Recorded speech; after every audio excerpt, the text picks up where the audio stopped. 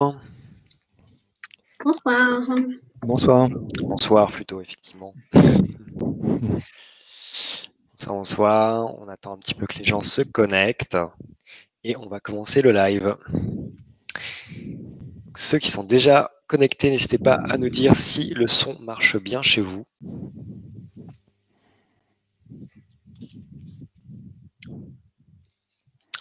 Et on va commencer. Donc, bonjour à toutes et tous, bienvenue pour ce nouveau live Doc Finance.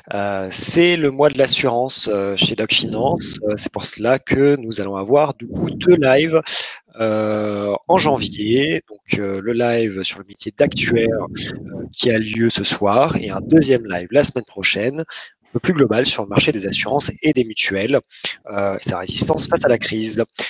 Encore un petit mot du coup sur Doc Finance. Donc je le rappelle, Doc Finance, c'est aujourd'hui la première communauté de financiers en France. On a environ 700 000 membres avec la possibilité de réseauter, de pouvoir retrouver des actualités qui sont spécialisées, les entreprises de l'écosystème financier et bien d'autres choses que je vous laisse découvrir ou redécouvrir. Pour ce live, donc j'aurai le plaisir d'être accompagné pendant 1 heure avec 3 intervenants. Alice Tou, donc associé actuariat assurance chez Mazars, Hugo Atlan, consultant en actuariat chez Deloitte, et Samuel Guérin, statisticien chez Groupe Covea. Donc bonjour à vous 3. Merci d'être là ce soir.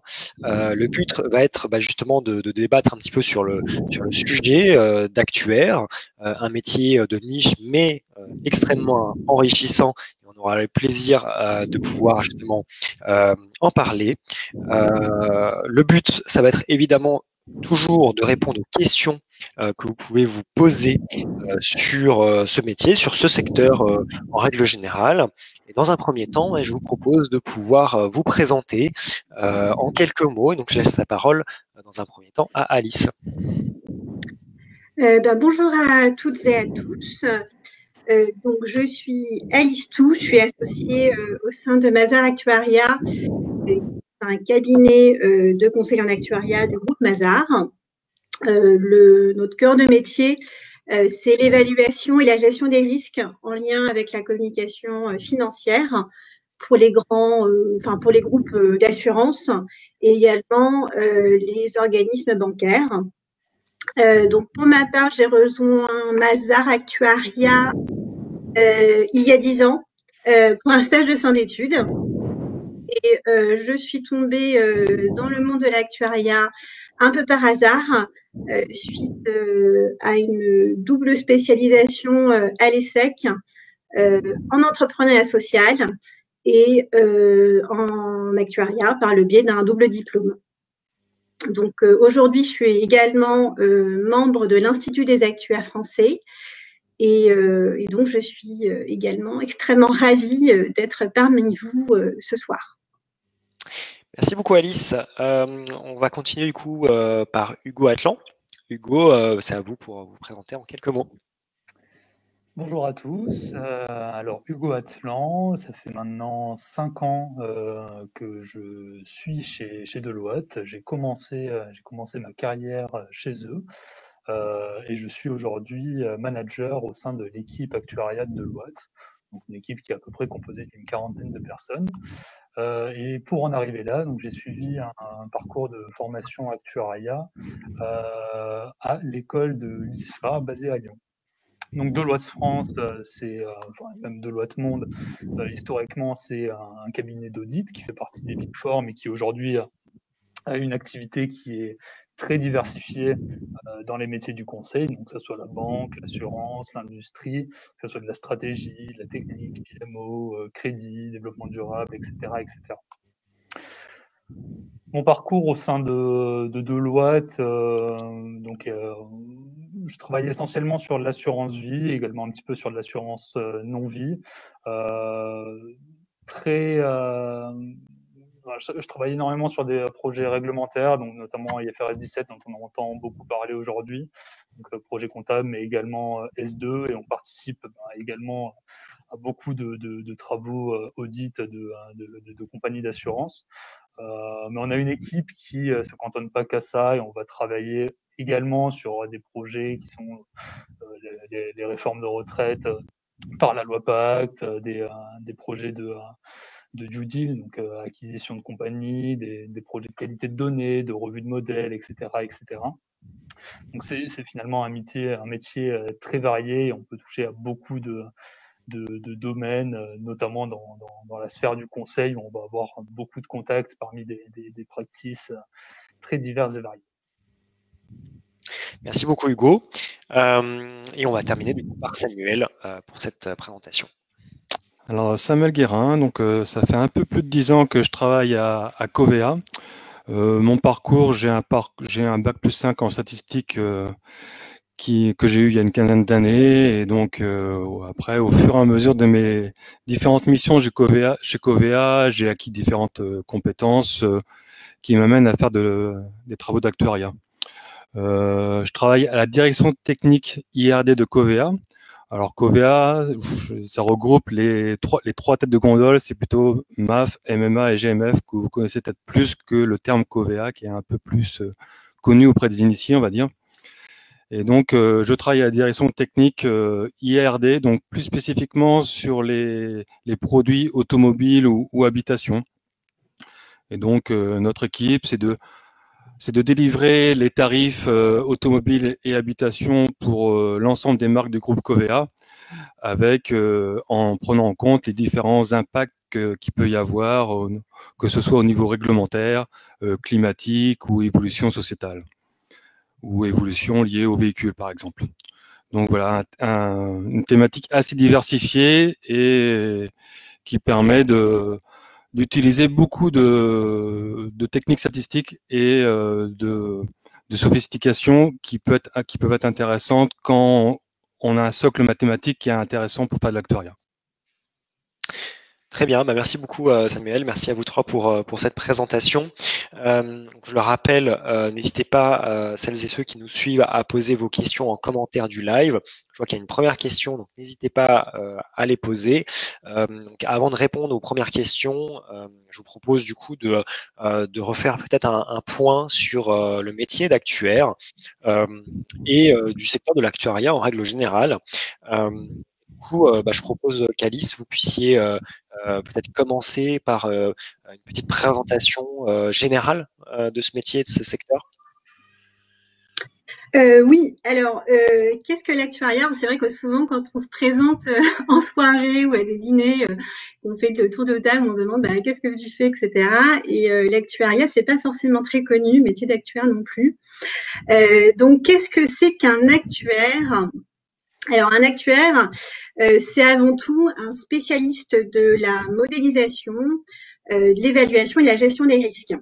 En fait, son travail va consister à modéliser un phénomène aléatoire et essayer d'en donner un impact chiffré.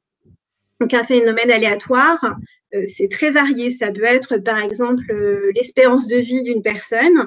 Ça peut être aussi le coût moyen ou la fréquence de la survenance de sinistres pour une voiture, en automobile, ou encore l'évolution, du rendement des actions sur les marchés financiers. Tout ceci a de commun qu'on a des phénomènes aléatoires et qu'on utilise les mathématiques et les statistiques pour les modéliser. Et le métier d'actuaire, on peut finalement l'exercer dans un très grand nombre de structures, que ce soit les compagnies d'assurance, les compagnies de réassurance qui sont les assureurs des assureurs, les cabinets d'audit et de conseil. Un actuaire peut aussi faire de la recherche. Il peut aussi travailler pour l'administration française, par exemple sur le pilotage des régimes de retraite. Donc, c'est vraiment extrêmement varié dans des structures très variées. Après, la question qu'on peut se poser aussi, mais c'est comment est-ce qu'on en est arrivé là? Donc, on voit qu'on a tous les trois des parcours assez différents et on travaille pourtant tous dans l'actuariat.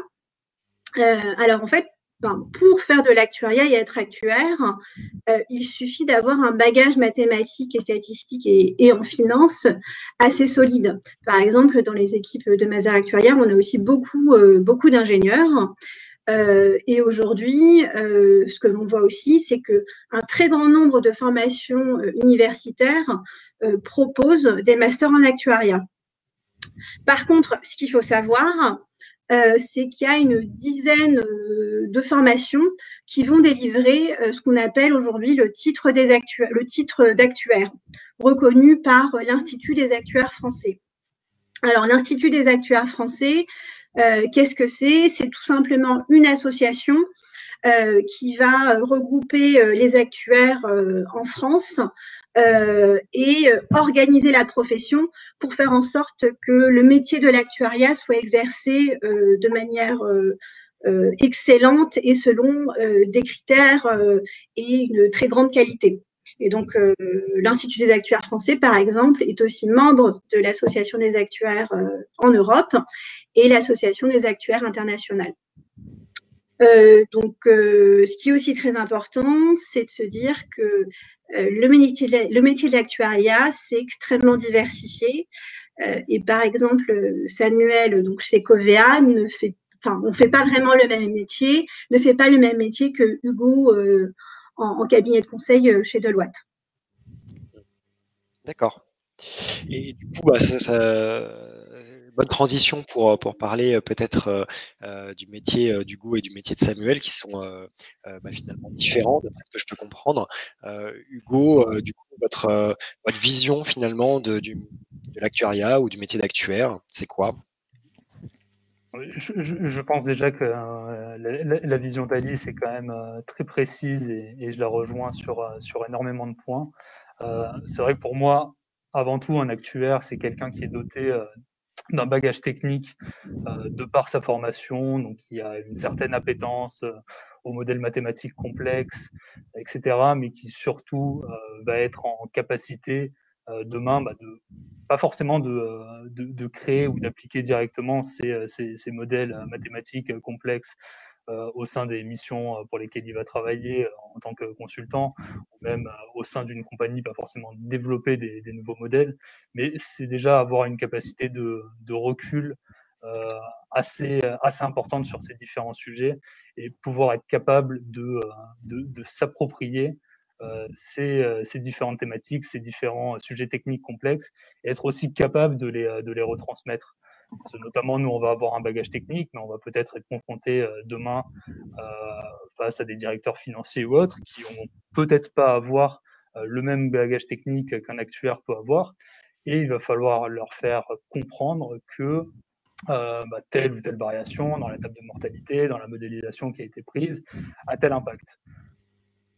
D'autant plus, ça s'inscrit pas mal dans travaillant pas mal sur IFRS 17, c'est vrai que je fais rapidement le point avec ça, mais c'est une norme comptable, mais qui demande de plus en plus d'appétence actuarielle, parce que le bilan comptable, le bilan de passif qui est constitué, s'appuie sur des hypothèses actuarielles très fortes, sur des modèles actuariels qui sont très souvent complexes. Et du coup, pour produire ce bilan demain, on a une vraie nécessité d'une compétence actuarielle approfondie. D'où le fait de pouvoir, d'une part, s'approprier ce qui est fait dans les différents modèles, ce qui est fait d'un côté technique, et de pouvoir justement le restituer demain aux directeurs financiers et autres qui vont devoir expliquer ces chiffres et éventuellement les communiquer à tout le public qui devra lui-même s'approprier les comptes financiers et les états financiers des différentes compagnies. D'accord. Et du coup, pour finir un petit peu, Samuel, vous, voilà, vous êtes dans une compagnie d'assurance. Finalement, quel est votre métier, en quoi ça consiste, et quelle est votre vision de l'actuariat? Alors, je rejoins la dernière phrase d'Hugo sur la capacité aussi d'un acteur à vulgariser ce qui le fait auprès des décideurs ou des autres interlocuteurs qu'on peut avoir dans notre groupe. Notamment, par exemple, quand on s'adresse à des commerciaux, on peut difficilement avoir le même langage que si on s'adresse uniquement à des actuaires ou à une direction technique. Donc, il faut être en capacité de pouvoir vulgariser les modèles et de donner vraiment l'essentiel de ce que donne le modèle d'actuaire. d'actuariat. Ce qui est loin d'être évident et qui est sans doute encore un peu plus difficile que finalement faire des modèles un peu tout seul, on va dire face à sa machine. La capacité à vulgariser est aussi essentielle. Il y a un deuxième point que je voudrais évoquer, c'est la partie aussi où en fait on est quand même fortement contraint. On travaille aussi avec les évolutions réglementaires et que tous nos modèles s'inscrivent aussi dans des évolutions réglementaires qui sont, par exemple, Solvabilité 2, qui amène des contraintes relativement importantes dans nos modèles, ou des mécanismes de redistribution, de mutualisation des charges sinistres, comme le mécanisme des CatNat en IARD, pour gérer les événements climatiques. Il y a peut-être un point qui est un peu spécifique à Covea, plus que vous deux, vous me direz si je me trompe, c'est la partie où nous on gère énormément on a des très très grosses bases. On a beaucoup de sociétaires au niveau Covea, et donc pour être un bon actuaire actuellement aussi, il faut avoir une certaine appétence informatique et une capacité à développer des modèles aussi avec des langages, avec des progiciels par exemple, ou alors vraiment avec des langages spécifiques. Et donc, il y a une partie informatique qui n'est pas complètement négligeable aussi dans le métier d'actuaire. D'accord, ok.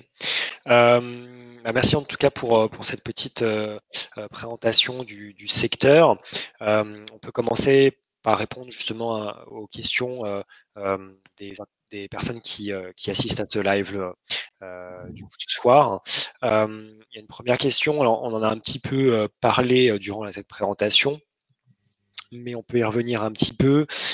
Finalement, quelles sont les principales différences d'exercer en actuariat dans une compagnie d'assurance par rapport à un cabinet de conseil?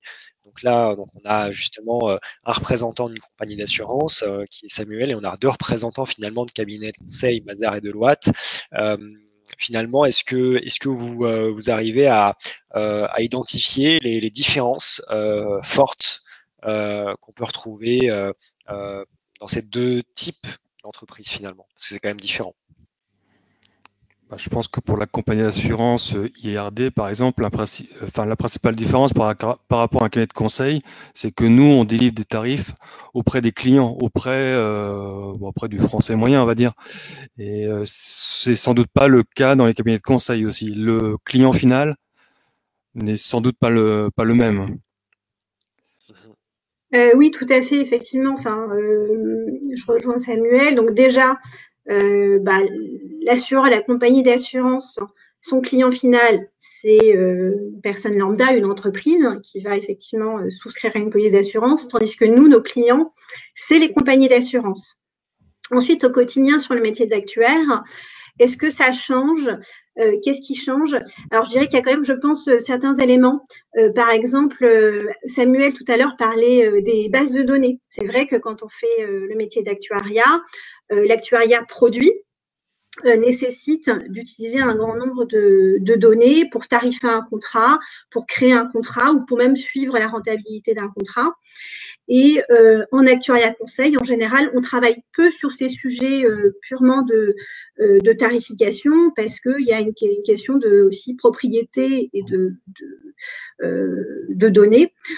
En actuariat conseil, on va par contre avoir aussi plus de diversité de sujets pour un actuaire consultant, parce qu'il pourra travailler aussi bien sur de l'assurance vie que de l'assurance non-vie. En tout cas, chez Mazars Actuariat, nos consultants ne sont pas spécialisés. Et tandis que quand on va dans une compagnie d'assurance, on va, en tout cas pour le temps où on est sur un poste, en moyenne, c'est 2-3 ans, on va travailler que en vie, que en non-vie. Donc, en cabinet de conseil, on peut faire les deux. On va pouvoir travailler sur des sujets prudentiels, sur du réglementaire, sur du provisionnement. On va aussi bien pouvoir faire des missions d'accompagnement des clients en étant directement chez eux, ou des missions qu'on appelle nous forfaits, qui sont sur des problématiques très spécifiques des assureurs. Ils nous posent une question et puis on essaie d'y répondre. Donc, on n'est pas intégré totalement chez les assureurs, et on peut être aussi sur des missions où on va nous demander un regard indépendant. en audit ou en conseil, mais effectivement de manière indépendante. Donc, je dirais qu'en cabinet, on nous demande peut-être plus d'avoir du recul et d'apporter aussi un regard un peu externe par rapport à la compagnie d'assurance. Et on a peut-être. Par contre, c'est vrai que nous, on voit peut-être les grands sujets. Et on ne va pas rentrer forcément toujours dans le détail de toute la mise en œuvre opérationnelle. Voilà ce que je vois, en tout cas, moi, comme différence. Alors, je veux juste prévenir que je suis désolée, j'ai un petit souci informatique, donc il se peut que je disparaisse quelques instants et que je revienne ensuite. Pas de souci, vous m'avez prévenu, donc on fera effectivement sans vous pendant quelques minutes, le temps que vous puissiez revenir. Oui, si je devais faire une synthèse, et je suis totalement d'accord avec vous deux, c'est bon, moi ce que je vois d'un métier en compagnie d'assurance, on est quand même sur des exercices qui sont souvent récurrents, hein, d'une année sur l'autre. Si par exemple on est en provisionnement, on risque de devoir faire les mêmes études de provisionnement d'une année sur l'autre, avec les spécificités et les surprises que vont induire chacune de ces nouvelles années. Et en conseil, en effet, on peut scinder le métier en deux. On va dire, nous, en tout cas chez Deloitte, on est assez peu en régie, mais ce qu'on appelle de la régie, c'est par exemple, on fait de la production, en compagnie d'assurance, il y a un actuaire qui est dédié pour la production des comptes, etc. On peut dire que c'est une actuaire, par exemple, qui part en congé maternité. Ils vont avoir un besoin spontané d'une personne, d'effectifs en plus. Ils peuvent faire appel à un cabinet de conseil pour combler ce manque et avoir cette expertise qui leur est apportée. Nous, on va plutôt travailler, comme le disait Alice, au forfait. C'est-à-dire qu'une compagnie d'assurance demain, par exemple sur des nouvelles thématiques, comme toutes les thématiques réglementaires, etc., peut-être qu'une compagnie d'assurance a besoin de se rassurer chez des experts en la matière qui ont fait des études poussées sur ce point-là, ou alors qui même ont l'expérience de différentes compagnies d'assurance et qui permettent de rassembler un petit peu tout ce pool d'expertise et essayer d'accompagner au mieux les compagnies d'assurance dans le développement de ce projet, aussi parce que des cabinets comme Mazars ou Deloitte sont quand même des très gros cabinets avec des expertises très diverses. Et du coup, faire se reposer sur ces cabinets de conseil pour mener à bien des projets, c'est très intéressant parce que justement, on a une diversité d'expertise qui permet vraiment de répondre à la demande d'un projet du début jusqu'à la fin. Donc, voilà, il y a vraiment quand même deux univers qui sont totalement différents selon que l'on se place dans une compagnie d'assurance ou dans un cabinet de conseil. Et du coup, j'avais une question qui me venait par rapport justement au milieu de l'actuariat dans un cabinet d'audit conseil. Du coup, vous fonctionnez par mission. C'est des missions de combien de temps? Est-ce que ça se compte en semaines, en mois, voire en années? Est-ce que vous avez plusieurs missions en même temps? Comment ça se passe? De mon côté, de mon point de vue, ça va être extrêmement variable. Donc en ce moment, vous le disiez, alors moi personnellement, je suis sur beaucoup de projets d'implémentation de normes, donc IFRS 17. On est sur des projets long terme. C'est des projets, enfin c'est une norme qui a été finie d'être écrite, qui a été un petit peu revue en début 2017, et ils ont un an jusqu'au début 2023 pour la mettre en place. Donc on a 6 ans d'instauration au sein d'une compagnie pour mettre en place ce projet. Donc forcément, la plupart des compagnies ne vont pas se dire bon, on va prendre un cabinet de conseil pour travailler un mois sur ce sujet spécifique. Puis en général, c'est plutôt un accompagnement sur du long terme, sur 1 an, 2 ans, 3 ans, voire du début à la fin. Donc là, c'est des projets très long terme.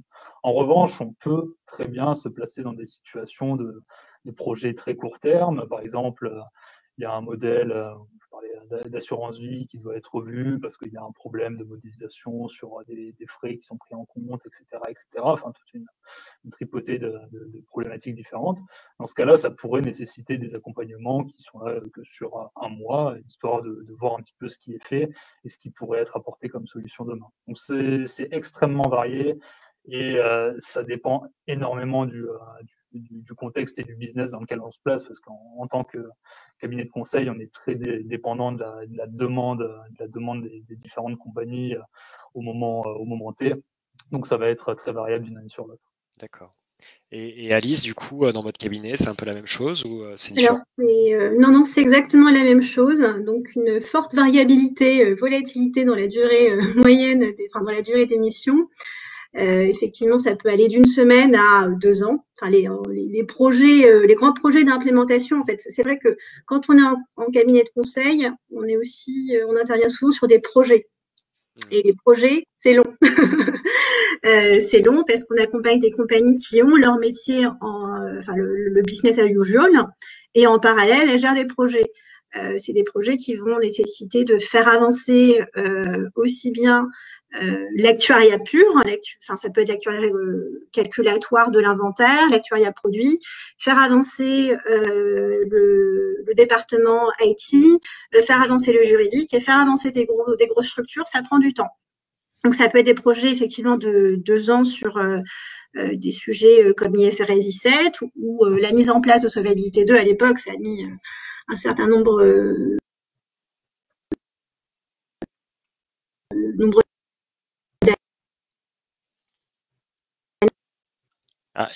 d'années, mettre la revue par exemple des engagements d'un assureur, c'est-à-dire l'assureur a mis assez d'argent de côté pour couvrir les sinistres et les engagements qu'il doit à ses assurés. Ça peut être très rapide, ça peut prendre un jour même, 4 heures ou même 2 semaines. C'est ce qui fait qu'aussi, en tout cas moi personnellement, c'est ce que j'aime aussi dans le conseil, c'est cette forte diversité, le fait que on peut faire des missions courtes, des missions longues, on peut aussi en faire en parallèle. Ça, c'est très courant. Et donc, ça demande effectivement de aussi savoir jongler, savoir s'organiser. Voilà. D'accord, merci beaucoup Alice. Je pense que le redémarrage de votre ordinateur ne va pas tarder, mais on se retrouve juste après. Voilà. Donc c'était bon timing. Du coup, il y a une autre question d'Eléanor. Y a-t-il d'autres métiers dans l'actuariat qu'actuaire? Samuel, peut-être un petit mot. Je ne sais pas si s'il existe du coup d'autres métiers que l'actuaire dans l'actuariat. Disons qu'on peut dire que je suis un exemple qu'il existe d'autres métiers qu'actuaire, parce que je n'ai pas la certification d'actuaire. Donc, je fais des travaux qui s'assimilent à ce que peut faire un actuaire sans avoir la compétence, le diplôme, on va dire. On va dire que la compétence, je l'ai acquérie au fur et à mesure de mon expérience au sein de Covea.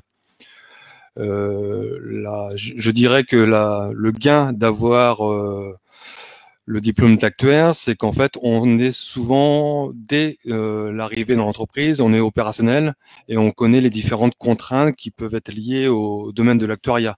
Et notamment tout l'aspect réglementaire qu'on a beaucoup moins par une formation, on va dire, plus classique que mathématiques ou statistiques. Là, effectivement, il y aura un bagage à prendre en compte au fur et à mesure de son expérience, alors que quand on est actuaire directement, on a quand même, on arrive déjà, on va dire, prêt à travailler. Mais au sein de Covea, il y a énormément de personnes qui font de l'actuariat sans avoir le diplôme d'actuaire. D'accord.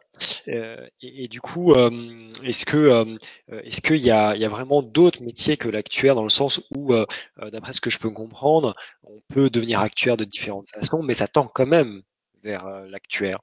Mais est-ce qu'il existe des métiers parallèles? Disons que ce que je peux peut-être citer sur les métiers qui sont, on va dire, en adhérence avec le métier d'actuaire, ça va être des métiers liés par exemple, à la transformation SI. Tous les métiers liés à la transformation SI, il y a souvent besoin de compétences d'actuaire, non pas vraiment pour les compétences vraiment de modélisation, mais c'est plutôt dans la connaissance des différents produits qui vont être liés à la transformation SI. Donc, il peut y avoir quand même pas mal de... On peut commencer, par exemple, en étant actuaire et après dériver sur de la transformation SI et puis de la gestion de projet. Si on a une appétence à ce style si on veut développer ce style de compétences. Donc voilà, l'idée qui me vient en tête c'est vraiment une suite, on va dire, qui peut s'avérer logique si on commence en tant qu'acteur. Et Hugo, du coup, justement dans un cabinet, c'est aussi différent, peut-être des métiers différents. Il n'y a pas le métier d'actuaire en tant que tel, hein, il me semble. Donc, comment ça se passe justement? Ouais, c'est ça, nous on fait sur notre feuille de métier, il y a marqué consultant en actuariat. Après, c'est vrai qu'on est amené à travailler sur des sujets qui sont divers et variés et qui vont avoir attrait de près ou de loin à l'actuariat. Si on s'en tenait, on va dire, à l'actuariat pur et dur pour moi, ça serait typiquement comment valoriser les engagements et le passif d'une compagnie d'assurance. Après, on va avoir pas mal de métiers connexes qui vont se développer. Notamment, je sais qu'aujourd'hui, nous, on travaille sur pas mal d'offres qui vont être notamment des offres sur l'intelligence artificielle. Par exemple, aujourd'hui, on s'appuie sur des modèles qui sont parfois très complexes, demandent des mises à jour qui sont très complexes, opérationnellement lourdes et qui ne sont pas sans erreur. Donc, on va essayer d'étudier comment l'intelligence artificielle demain peut être un tremplin pour essayer d'éviter d'avoir toutes ces lourdeurs opérationnelles pour arriver sur des résultats qui seraient comparables à ceux d'un modèle actuariel. Alors, je ne dis pas que demain, on se passerait du modèle actuariel, c'est quelque chose qui est indispensable, c'est quelque chose qui doit être revu, par exemple, dans le cadre d'audit pour savoir ce qu'on met dans un modèle et ce qui va en ressortir. Par contre, il y a beaucoup d'études, d'analyses de stress, de différents scénarios qui sont réalisés, qui demandent énormément de simulations et qui peuvent être très limitées demain, enfin très réduites demain avec l'émergence de l'intelligence artificielle. On a d'autres sujets aussi, comme les sujets climatiques, aujourd'hui, dont on entend pas mal parler. Nous, en tant qu'actuaires, on pourrait être confrontés demain à étudier les impacts sur l'environnement économique de l'effet climatique. Et pour ça, on va travailler en collaboration avec des gens qui ne sont pas du tout issus de parcours d'actuaires, mais des gens qui ont plutôt un bagage purement financier. Donc, voilà, c'est un métier qui peut très bien se retrouver, comme disait Samuel, dans des sphères un peu IT, qui peut se retrouver en finance. Et puis, nous, c'est vrai que c'est beaucoup le cas dans la sphère conseil, mais c'est un petit peu typique à cette sphère-là. C'est vrai qu'il y a toute une dimension gestion de projet qui se retrouve au fur et à mesure. Et plus on avance dans le conseil, je dirais plus on va s'approcher d'une catégorie gestion de projet avec la technique qui est toujours là, mais comme qui vient, j'ai pas envie de dire au second plan, mais on prend du recul sur des sujets techniques et on va plutôt avoir tendance à déléguer des tâches plus opérationnelles à des profils plus juniors, et on va prendre cette capacité de gestion de projet et d'encadrement de projet sur du long terme. Très bien. Alice, re-bienvenue du coup. On va passer donc à une autre question. Quelle est la différence entre un actuaire certifié par l'Institut des actuaires et un actuaire non certifié? Alors, donc, si vous êtes déjà, alors pour être actuaire certifié de l'Institut des actuaires, alors il y a deux choses. Déjà, il faut être actuaire, membre de l'Institut des actuaires, et non pas juste faire le métier d'actuariat. Et donc ça, c'est ce que je disais tout à l'heure. Pour avoir ce titre, il faut passer par une formation qui est reconnue par l'Institut des actuaires. Et là-dessus, il y a deux voies pour y arriver. Donc, vous avez la voie classique, qui est de suivre une formation post-bac ou après prépa ou après une licence. Donc, vous allez entrer dans une école d'actuariat. Il y en a 7. Soit sur concours, soit sur admission sur titre, en L3 ou en master. Ou sinon, vous avez une deuxième voie qui est réservée aux professionnels, donc et qui vous permet de suivre une formation tout en exerçant votre activité professionnelle. Donc, vous avez ces devoirs et vous allez ensuite soutenir un mémoire qui va vous permettre d'obtenir le titre d'actuaire de l'Institut des actuaires. Ça, c'est la première chose. Et ensuite, une fois que vous êtes rentré dans cette grande famille des actuaires, il y a différents grades d'actuaires, puisqu'en fait, le métier de l'actuariat, c'est un métier où, effectivement, on va suivre les nouvelles réglementations, les nouvelles technologies, les nouvelles avancées scientifiques, et on se doit de continuellement se former. Donc, quand vous rentrez dans l'Institut des actuaires, vous êtes actuaire associé. Au bout de 3 ans d'activité professionnelle, vous allez pouvoir devenir membre qualifié en soutenant également, en expliquant ce que vous avez appris durant ces 3 années devant une commission.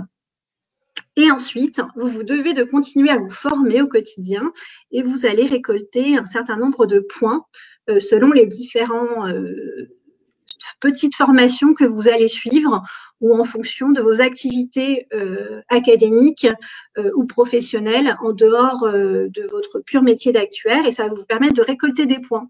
Et en fonction de la quantité de vos points qui vont démontrer finalement que vous avez continuellement que vous êtes continuellement formé, vous allez pouvoir devenir un actuaire certifié. Voilà, ce qui est un actuaire certifié. D'accord, ok. Un petit mot là-dessus, Hugo ou Samuel, du coup, à rajouter peut-être, hein, ou c'est relativement clair? Non, je pense que c'est très clair. Après, voilà, l'intérêt de l'Institut des actuaires, c'est avant tout pour moi pour afficher une question qui est en lien avec ce que vous dites. Non, pour moi, un des gros avantages de l'Institut des actuaires, c'est pouvoir se former en effet de manière continue et aussi de pouvoir participer de manière active finalement à la vie notamment réglementaire ou technique de l'actuaire, en prenant part à des tables rondes, à des débats qui sont très réguliers avec des professionnels venant de tout le monde, de toute la sphère actuarielle. Donc c'est vraiment quelque chose de très intéressant et très enrichissant au long terme. D'accord. D'ailleurs, il existe d'autres associations d'actuaires, ou l'Institut des actuaires, c'est la plus connue, hein, de toute façon, c'est sûr. Il y en existe d'autres par hasard, ou vous n'êtes pas forcément au courant? En France, j'ai connaissance seulement de l'Institut des actuaires français. Après, on va avoir des instituts qui vont être spécifiques de manière nationale, en Angleterre ou dans d'autres pays. Après, il existe des comités plus ou moins techniques qui peuvent se réunir et apporter leur expertise actuarielle, mais qui ne sont pas vraiment des associations au même sens que l'Institut des actuaires. C'est-à-dire que vraiment l'Institut des actuaires, c'est l'association qui rassemble les actuaires de France. D'accord. J'ai une question assez intéressante au final, parce qu'on n'en a pas encore parlé, mais comment ça se passe justement à l'étranger? Un actuaire diplômé en France peut-il travailler à l'étranger? Et d'ailleurs, est-ce que vous avez, enfin, je ne sais pas si vous allez pouvoir répondre vraiment à la question, mais est-ce que vous avez un peu connaissance du marché de l'actuariat en dehors de la France? Alors, un actuaire diplômé en France peut effectivement travailler à l'étranger. Qu'il ait suivi une formation mathématique en France ou vraiment spécifiquement une école d'actuariat en France. C'est possible de travailler à l'étranger.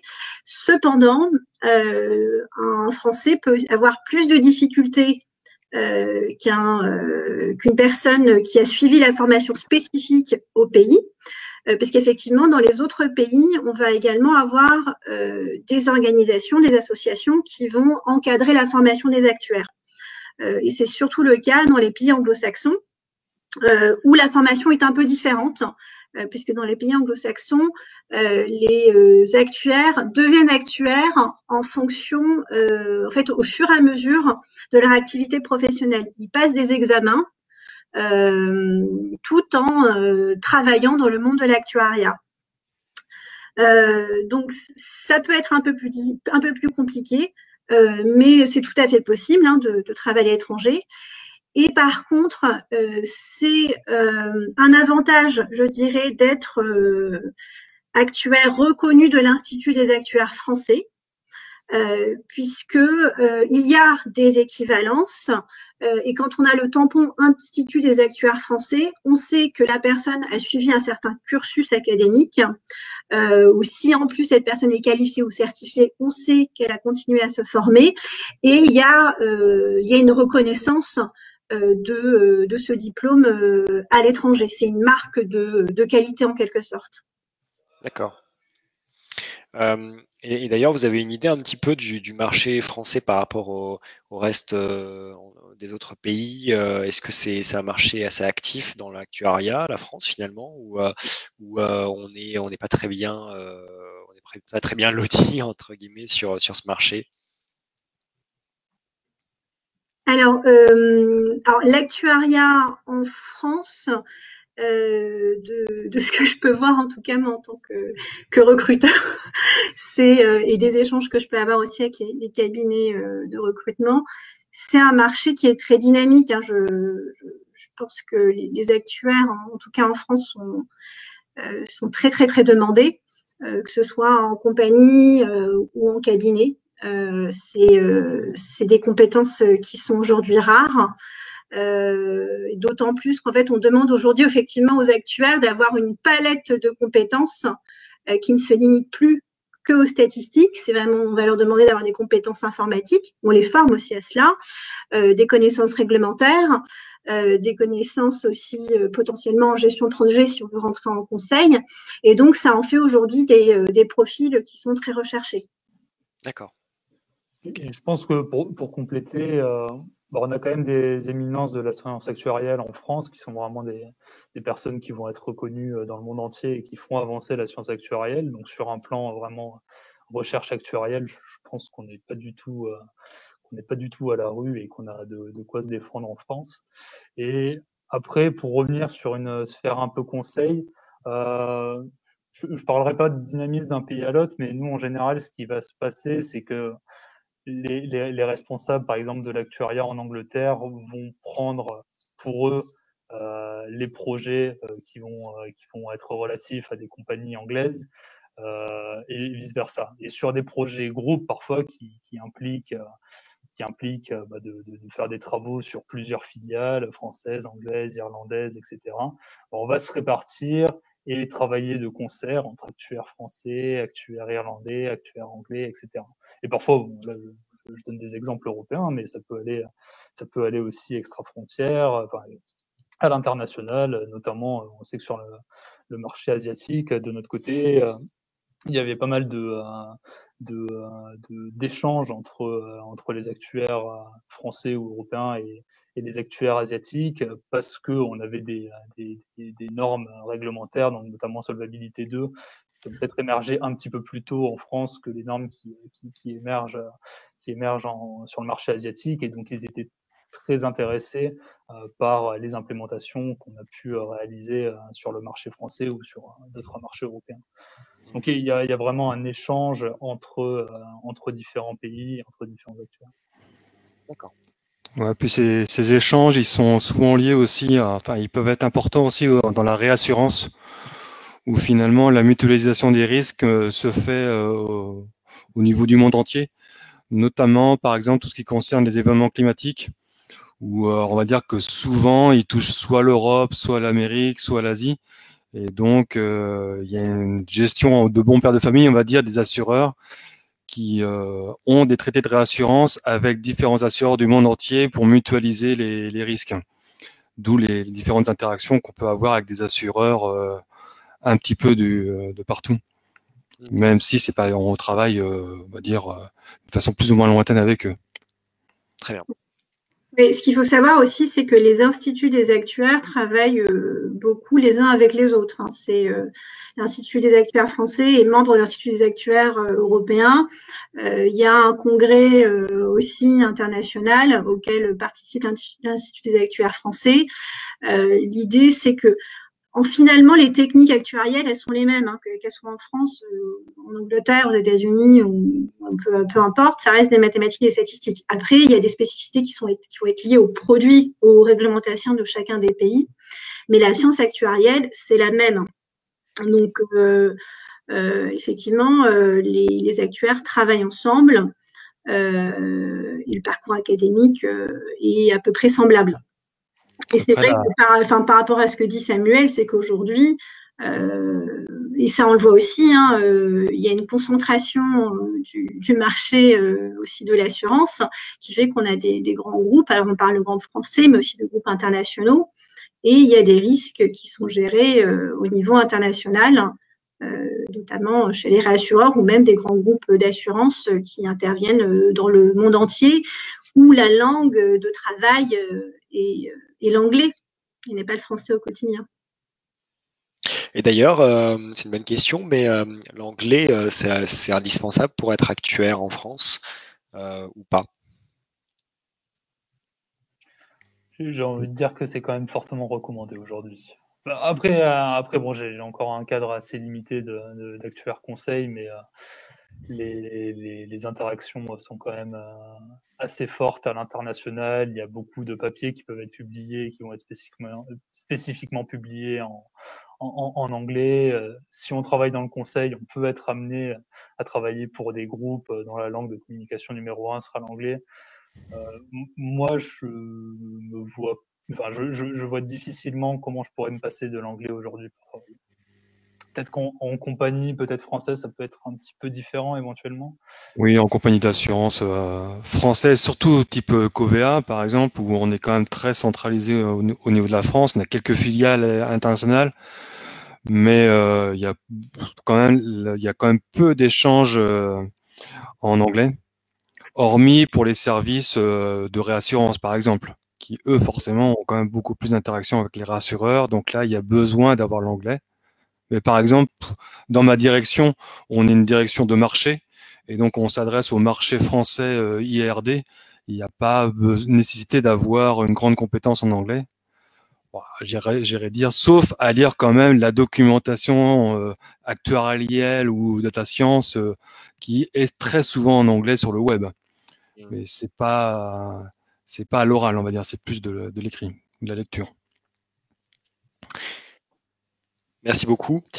Du coup, on va pouvoir passer à une autre question assez intéressante aussi. En fait, est-ce que il est possible de travailler en actuariat dans les petites structures plutôt que dans les grands groupes? C'est une question effectivement intéressante. Qu'est-ce que vous en pensez? Sachant que les assurances, bon, je suppose qu'il y a quand même une taille minimale pour être une compagnie d'assurance. Après, il y a peut-être les cabinets de conseil qui peuvent exister de façon plus petite que les Big Four qu'on peut avoir. Qu'est-ce que vous en pensez? Je vais répondre juste pour la compagnie d'assurance. C'est vrai que toute la compagnie d'assurance, elle est quand même soumise à une réglementation S2. Donc, on a quand même constaté plutôt un phénomène de concentration des compagnies d'assurance ces dernières années pour avoir une masse critique, on va dire, pour répondre aux marges de solvabilité qui étaient exigées. Donc, dans les compagnies d'assurance, les structures ne sont quand même pas sont assez grosses quand même. Au contraire du conseil. Après, il y a quand même alors effectivement, il y a eu ce cheminement et de concentration du marché lié à la réglementation Solvabilité 2. Ce qu'il faut savoir aussi, c'est que le monde de l'assurance, à l'origine, c'est un monde qui, au début, était très éclaté, qui s'est créé par des fédérations pour s'assurer au sein d'une fédération, au sein d'un métier. Et donc, il y a des structures assez diversifiées entre les sociétés d'assurance, le monde des mutuelles. Donc, on a encore quand même une certaine hétérogénéité en termes de taille, même si on tend à se concentrer. Moi, au sein de ma carrière chez Mazars, j'ai pu travailler auprès de clients d'organismes d'assurance de taille effectivement très différente, que ce soit la mutuelle de santé et le grand groupe international où il fallait forcément parler en anglais dans le cadre de la mission.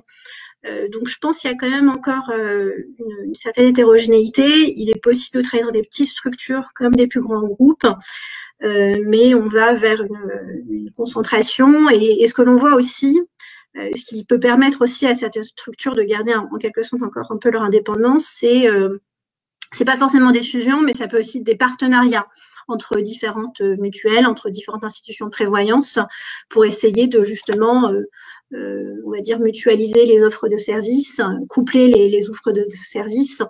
Et ce qu'on peut voir aussi, c'est des groupements pour essayer de mutualiser des fonctions, comme aussi des fonctions actuarielles. Ce que l'on voit aussi, c'est chez les plus petites structures, mais comme on est plus petit, on ne va pas forcément avoir un service, un département actuariat très important. Et ce qu'on voit, c'est que c'est souvent, on va dire, délégué à un cabinet de conseillers en actuariat. Et pour ce qui est des structures, des cabinets d'actuariat, alors les cabinets d'actuariat, c'est pas non plus des énormes structures, même dans les Big Four, puisqu'en fait, on a le département ou la structure d'actuariat conseil qui fait partie d'un groupe. Donc, par exemple, Mazars Actuariat, c'est 60-70 actuaires et ingénieurs financiers, ce qui finalement n'est pas énorme par rapport aux 4000 salariés de Mazars en France.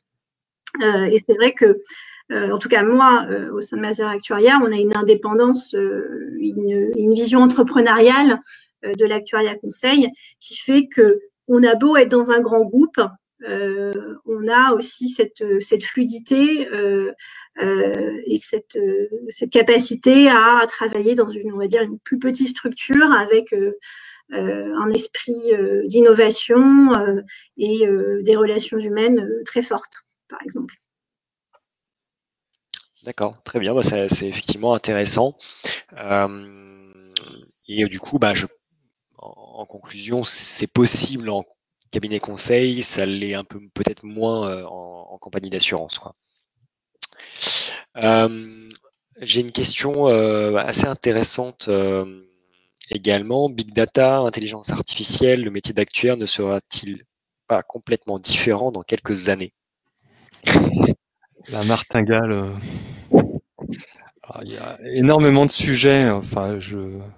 Il y a énormément de sujets de réflexion là-dessus, notamment au sein des universités, en se disant, alors je vais parler plutôt pour les IARD, hein, parce que c'est quand même un domaine que je maîtrise bien, où finalement le modèle actuariel standard depuis des années, c'est les modèles linéaires généralisés, les MLG, on va dire, et qui sont vraiment un standard et qui ont fait leurs preuves depuis quelques années. Et effectivement, il y a une approche, on va dire, plutôt orientée big data ou machine learning, en disant oui, on a d'autres algorithmes que des modèles classiques actuariels. Et est-ce que finalement, ils font mieux que ce qu'on fait actuellement? Et le débat est loin d'être tranché. Et il n'est pas si simple que ça. Donc il y a la partie, on va dire, modélisation. La partie qui est plus intéressante, qui est aussi très intéressante, c'est aussi l'apport des données liées au big data ou à l'intelligence artificielle, où on a beaucoup plus de données depuis quelques années. Et donc là, l'objectif, c'est de pouvoir valoriser toutes ces informations qu'on peut récupérer. Je pense notamment, par exemple, à tout ce qui va tourner autour du véhicule autonome, avec les boîtiers connectés, etc., en automobile, dont l'objectif est de se dire, est-ce que finalement ces nouvelles méthodes vont pouvoir supplanter la tradition, on va dire, la tradition assurantielle? Et ça, peut-être, on va voir ce que ça va donner, mais c'est le débat et on peut pas dire oui ou non. Mais c'est un gros sujet d'étude dans toutes les compagnies d'assurance, en tout cas en IARD. D'accord. Après de mon côté, je sais pas si je dirais que le métier d'actuaire sera totalement différent dans quelques années. Je pense que c'est juste, on a potentiellement des nouveaux outils qui sont émergents, on a un environnement qui évolue et on va s'adapter à ces nouveaux outils, à ces nouveaux modèles qui sortiraient, etc., etc. l'idée en tout cas du métier d'actuaire, on revient un petit peu à ce qu'on disait au début, c'est quand même d'avoir une capacité à s'adapter, une capacité à remettre en question les outils qu'il peut utiliser au quotidien, se les approprier et les utiliser dans l'univers de demain. Après, la big data, l'IA, bon, ça pourrait faire un sujet, j'ai envie de dire, totalement indépendant dans lequel on peut discuter des heures et des heures. C'est vrai que pour revenir sur le point de Samuel, c'est pas une évidence, en tout cas à court terme, que le big data viendra remplacer tout ce qui est fait actuellement par l'actuaire et par les compagnies d'assurance. Pourquoi? Parce qu'on a énormément d'informations et qu'on n'est pas forcément en capacité de la traiter et de la comprendre simplement aujourd'hui. Ne serait-ce que déjà par les bases de données qui sont utilisées. Enfin, il y a tout un univers de transformation à mener et on est quand même loin d'être mature encore sur cet univers-là, étant donné que on va quand même travailler pour des compagnies d'assurance qui ont leur système de gestion qui fonctionne depuis des années, des décennies, et qui ne sont pas si simplement transformables en un claquement de doigts. Alice, peut-être une dernière approche là-dessus, je ne sais pas ce que vous en pensez. Non, je rejoins ce qu'a dit Samuel et Hugo. Je pense qu'effectivement, c'est plus peut-être une évolution du métier de l'actuariat, mais qui est naturelle. On a de nouvelles ressources, de nouvelles données. C'est pas, alors c'est effectivement, on va dire, un changement technologique. Mais le métier d'actuaire, c'est toujours un peu adapté et ce sont des nouveaux outils, tout simplement. C'est pas des approches non plus totalement différentes. C'est pas l'actuaire d'avant, l'actuaire de maintenant, etc. C'est juste l'actuaire qui évolue. Et la question, c'est plutôt comment est-ce qu'on va utiliser ces nouveaux moyens, ces nouveaux algorithmes, pour mieux servir les assurés. Et c'est surtout ça la question. Ouais, puis la question, c'est aussi, est-ce qu'il ne peut pas y avoir d'autres acteurs qui vont arriver sur le marché de l'assurance, notamment les GAFA, qui peuvent avoir une force de frappe importante, et effectivement, eux, ils seraient neufs sur le domaine de l'assurance, donc ils pourraient en fait se passer, on va dire, de leur patrimoine parce qu'ils n'en ont pas, et donc développer une offre complètement différente de ce qu'ils font actuellement. Donc voilà, ça peut être, en faisant de la prospective, peut-être un acteur comme ça qui pourrait émerger. D'accord. Merci beaucoup. Donc on va peut-être prendre une dernière question pour terminer ce live. Donc c'est une personne qui est en étudiante en master actuariat. Elle recherche un stage, elle tombe en général sur des offres disponibles sur Paris. Est-ce que il existe un marché justement de l'emploi d'actuaires en région? Alors comme ça, je pense à Niort parce que c'est un petit peu la cité de l'assurance et des mutuelles. Mais est-ce que c'est vraiment concentré sur Paris finalement le marché? Alors on parle des stages, on peut parler de l'emploi en règle générale. Ou est-ce que c'est des choses qu'on peut retrouver également en région?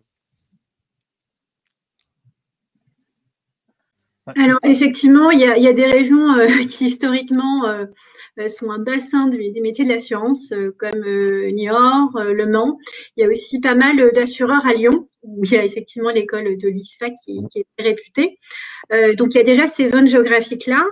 Et alors effectivement, à un moment donné, les métiers de la banque et de l'assurance se sont surtout concentrés à Paris. Mais ce que l'on voit ces dernières années, c'est qu'il y a en quelque sorte la création de départements, des départements actuariels des grands groupes d'assurance qui se relocalisent à Lyon notamment, dans des grandes villes de province, à Marseille. Donc je ne citerai pas les groupes, mais il y a des départements d'actuariat notamment dans ces villes. D'accord. Vous confirmez du coup Typiquement, moi j'habite à Niort. Ah voilà. Voilà, ça fait. Et j'ai travaillé 5 ans sur Paris il y a quelques années.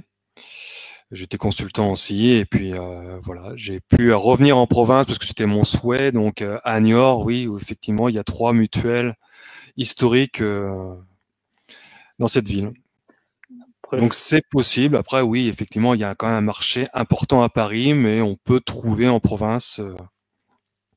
D'accord. oui, donc voilà, en termes de probabilité, je pense qu'il n'y aura pas malheureusement de la place pour tout le monde en province. Après, je pense qu'aussi, suite à cette crise, il va peut-être y avoir encore d'autres remises en question. Peut-être que le télétravail, y compris pour les stagiaires, va rentrer de plus en plus en vigueur et on pourra avoir des postes totalement délocalisés, y compris ailleurs que dans des centres qui se sont déjà délocalisés. Donc, à voir. Mais bon, il faut quand même envisager éventuellement un passage sur Paris en sortie d'études d'actuariat. C'est pas impossible et parfois ça peut être dur si les stages sont déjà pourvus ailleurs de trouver ailleurs que Paris. Ça reste D'accord. le gros marché, je pense, aujourd'hui. Très bien. Eh bien, écoutez, merci beaucoup. Donc, on arrive au terme de ce live. Peut-être un dernier mot de conclusion, une dernière, voilà, un dernier point sur le métier d'actuaire. Pourquoi finalement un étudiant finalement se spécialiserait sur l'actuariat.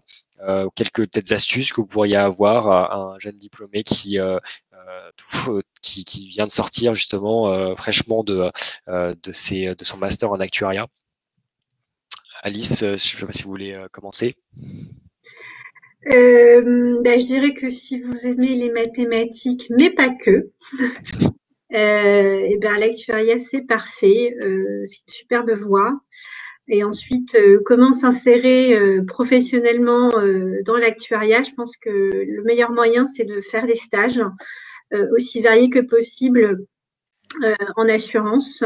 Si vous voulez travailler dans le domaine de l'assurance, vous pouvez travailler aussi dans le domaine de la banque. Mais voilà, faire des stages pour pratiquer, pour aussi découvrir le métier, parce que comme on l'a vu, c'est très varié. Donc en assurance vie, en assurance non-vie, que ce soit tarification, reserving. Voilà, pratiquer, faites des stages, rencontrer des gens, assister à des lives. Voilà. Très bien. Non, je rejoindrai ça aussi. C'est être curieux, s'intéresser à ce qui se fait aujourd'hui, éventuellement s'intéresser aux différents métiers de l'actuariat dont on a pu parler aujourd'hui pour voir si on pourra avoir de l'appétence à un métier plutôt qu'à un autre. Alors, je sais très bien qu'en sortie d'études, c'est pas forcément évident. C'est pas évident d'avoir ce recul tant qu'on n'a pas mis un pied dans une compagnie ou dans un cabinet de conseil. Mais voilà, il faut essayer de se projeter un petit peu sur le moyen terme, sur le long terme, voir ce qu'on aimerait devenir et les sujets sur lesquels on aimerait travailler, ceux qui nous motivent le plus. Samuel, du coup. Oui, c'est ça. Il faut, de toute façon, il faut surtout aimer avoir fait des maths quand même pendant ces études pour vraiment apprécier le domaine, le métier d'actuaire. Il faut quand même aimer quand même manier beaucoup de chiffres. Donc voilà. Et on a vu finalement, comme le disaient Alice et Hugo, c'est que le métier d'actuaire, il peut s'exercer dans différentes structures plus ou moins importantes et aussi dans des domaines d'activité qui sont quand même relativement larges. Donc, faut pas hésiter à aller voir de faire différents stages et voir ce qu'on peut apprécier le plus. Très bien, merci beaucoup en tout cas à vous trois. Merci à tous les participants de ce live et aux personnes qui ont posé des questions. Voilà, c'était très intéressant. Donc j'espère que cela vous a apporté du coup les informations sur le métier d'actuaire et sur le marché de l'actuariat. Vous aurez l'occasion également de pouvoir redécouvrir un petit peu le métier d'actuaire sur Doc Finance. On a des articles qui traitent aussi sur le sujet. Vous avez également donc les pages des entreprises qui sont représentées par les intervenants qui sont présentes sur Doc Finance. Mazars, Deloitte, le groupe Covea sont présents sur Doc Finance avec une page. Vous pouvez regarder un petit peu leurs informations, notamment leurs offres aussi d'emploi et de stage. pourrez retrouver également une communauté d'actuaires sur DocFinance pour pouvoir justement leur poser des questions. N'hésitez pas du coup à partager ce live puisqu'il sera disponible en replay dès la fin du live sur Facebook, dès demain sur YouTube. N'hésitez pas à aimer notre page évidemment sur DocFinance et puis à vous abonner sur YouTube. C'est des choses qui nous motivent pour continuer à faire ce qu'on fait, donc ce genre de live. Et puis on aura l'occasion de se retrouver du coup la semaine prochaine pour un nouveau live toujours dans le domaine de l'assurance, là peut-être un peu plus global, sur le marché des assurances et des mutuelles. Est-ce que c'est un marché qui a réagi de mieux que les autres par rapport à la crise? Donc on aura l'occasion d'en parler avec 3 autres intervenants la semaine prochaine, mardi à 18h. Merci beaucoup Samuel, Hugo, Alice. C'était un plaisir de vous accueillir. Et puis je vous souhaite une très bonne soirée. Merci à vous. Merci à vous. Bonne Au revoir. soirée. Bonne soirée. Ouais.